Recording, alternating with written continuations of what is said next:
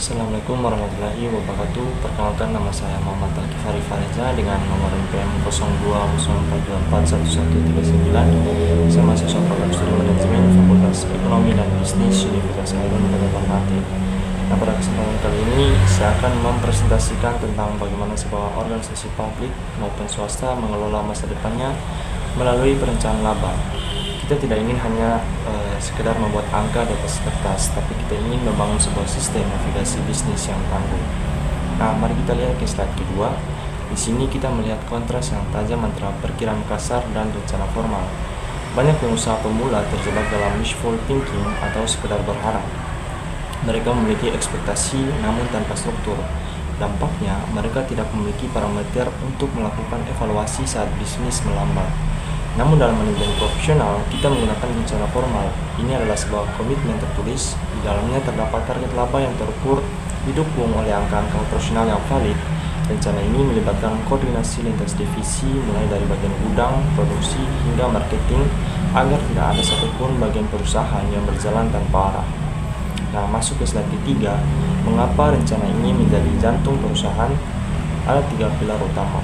Yang pertama, arah yang jelas. Bayangkan sebuah kapal tanpa kompas, tanpa rencana, manajer akan bingung menentukan prioritas. Rencana memberikan target spesifik. Yang kedua, standar evaluasi. Tanpa rencana, kita tidak tahu apakah pencapaian kita saat ini itu hebat atau justru buruk. Rencana memberikan kita cermin atau tolak ukur di akhir periode. Nah, yang terakhir, yang ketiga, alat koordinasi. Ini yang paling krusial. Seringkali departemen penjualan ingin menjual sebanyak-banyaknya, tapi departemen produksi kewalahan. Perencanaan laba menyelaraskan kapasitas mereka agar bergerak harmonis menuju satu strategi utama. Di slide keempat, kita mengibaratkan budget sebagai mesin penggerak. Mari kita bedah 6 fungsinya. Yang pertama, perencanaan. Ini memaksa manajer untuk tidak hanya reaktif terhadap masalah, tapi proaktif mencari peluang sebelum periode berjalan. Kemudian koordinasi dan komunikasi. Budget menjadi media komunikasi resmi. Semua orang tahu apa yang menjadi prioritas pimpinan tahun ini. Ketiga, motivasi. Target yang realistis namun menantang akan memacu adrenalin manajer untuk berinovasi. Kemudian pengendalian. Jika ada biaya yang membengkak, budget akan memberikan sinyal peringatan dini. Dan yang terakhir, penilaian kinerja. Di akhir tahun, kita bisa menilai secara objektif manajer mana yang paling ekosistem berdasarkan data yang diberikan. Nah, di slide kelima menjelaskan tentang arsitektur. Perhatikan istilah cascade atau arcade zone. Dalam manajemen, kita tidak bisa asal menentukan target produksi. Segalanya harus bermula dari budget penjualan. Kita harus melakukan riset pasar, berapa daya beli masyarakat Ternate saat ini, bagaimana tren pasar nasional. Setelah angka penjualan ditetapkan, barulah ia memicu budget produksi. Kita menentukan berapa jumlah unit yang harus keluar dari pabrik agar tidak terjadi penumpukan stok di gudang, namun tetap sanggup memenuhi permintaan pelanggan. Nah, di slide ke-6 menunjukkan alur teknis yang mendalam. Dari budget produksi, kita turunkan ke biaya-biaya spesifik. Budget bahan baku, tenaga kerja langsung, dan overhead. Gabungan ketiganya akan membentuk harga pokok produksi. Dari sini kita bisa menyusun budget laba rugi, namun sebagai orang manajemen kita harus waspada pada budget kas. Ingat pepatah, profit is an opinion, but cash is a fact. Perusahaan bisa saja untung secara akuntansi, tapi bangkrut karena uangnya tertahan di piutang pelanggan. Budget kas memastikan kita selalu punya napas atau likuiditas untuk membayar gaji dan operasional.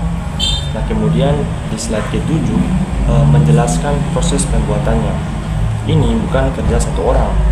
Ini dimulai dari asumsi oleh manajemen puncak mengenai kondisi ekonomi makro.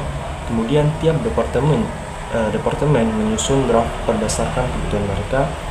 Terus dilakukan konsolidasi. Nah, di sini biasanya terjadi negosiasi yang alot antar divisi.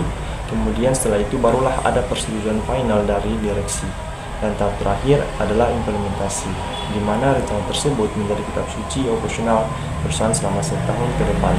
Nah, di slide ke-8 ini memperkenalkan instrumen favorit manajer, yaitu analisis variance. Dunia nyata seringkali berbeda dari rencana. Selisih inilah yang kita sebut variance. Jika kita berhasil menjual lebih banyak atau menghemat biaya, itu adalah favorable atau menguntungkan. Namun jika biaya operasional membengkak karena inflasi atau pendapatan yang jatuh, itu adalah unfavorable.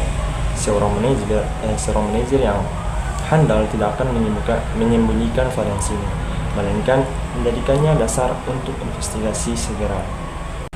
Nah, di slide ke-9 perhatikan ada contoh kasus yaitu di mana target penjualan 1 miliar tapi realisasi hanya 850 juta. Ada selisih 150 juta. Nah, kita harus melakukan diagnostik mendalam. Mana apakah volume turun karena kompetitor baru? Apakah harga kita terlalu mahal sehingga pelanggan pindah? Ataukah kondisi pasar secara makro memang sedang lesu? Nah, dengan diagnosa yang tepat, tindakan korektif yang diambil seperti promosi besar-besaran atau efisiensi biaya akan menjadi jauh lebih presisi. Nah, di slide ke-10 ini menekankan bahwa budgeting adalah sistem yang hidup. Dunia manajemen sangat dinamis, budget tidak boleh kaku. Kita harus terus mengevaluasi, mengambil tindakan korektif, dan jika perlu, merevisi semua asumsi untuk kuartal berikutnya. Nah, dengan siklus ini, budget menjadi alat navigasi yang responsif terhadap perubahan zaman, bukan sekedar dokumen mati di dalam laci. Terakhir, perencanaan laba adalah pembeda utama antara bisnis yang sekedar bertahan hidup atau survive dengan bisnis yang dirancang untuk menang. Perusahaan profesional tidak mencari alasan saat target mereka tidak tercapai. Mereka menggunakan analisis data dan blueprint ini untuk memastikan laba tetap tercapai meskipun tantangan mendatang. Nah, demikian presentasi singkat dari saya. Semoga pemaparan ini memberikan wawasan baru bagi kita semua tentang pentingnya perencanaan keuangan. Terima kasih atas perhatiannya. Wassalamualaikum warahmatullahi wabarakatuh.